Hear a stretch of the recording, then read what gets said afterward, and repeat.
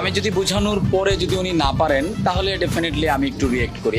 Hello দর্শক বিন্দুরা, কেমন আছেন সবাই? আশা করি সবাই অনেক ভালো আছে। আজকে আমরা ব্যাচেলার পয়েন্টে বোরহান সম্পর্কে জানবো। তিনি একজন নির্মাতা ও অভিনেতা। তিনি মানুষের কাছে এতটা জনপ্রিয়তা না থাকলেও ব্যাচেলার পয়েন্টের মাধ্যমে এখন জনপ্রিয় হয়ে উঠেছেন। তিনি কিছুদিন আগে কোকাকোলার বিজ্ঞাপন করে এখন মানুষের কাছে থেকে ভালোবাসা হারিয়েছে। তার একটি ভিডিও দেখিয়ে আসি। ছেলেরা উড়াদুরা মেয়ে পছন্দ করে কিন্তু বিয়ের জন্য আবার ঘরোয়া মেয়ে চায়। আপনি নাকি সেটে শুটিং এর সময় ভুল হলে মারামারি করেন, অনেক ক্রিয়েট করেন।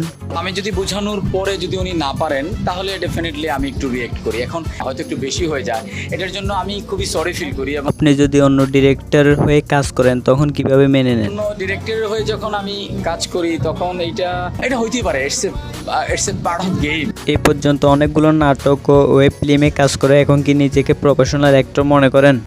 এবং আমি মনে হয় কোনোদিন প্রফেশনাল অ্যাক্টর হইতেও পারবো না, বিকজ আমি আসলে অ্যাক্টিংটা পারি না, একদমই অ্যাক্টিংটা পারি না।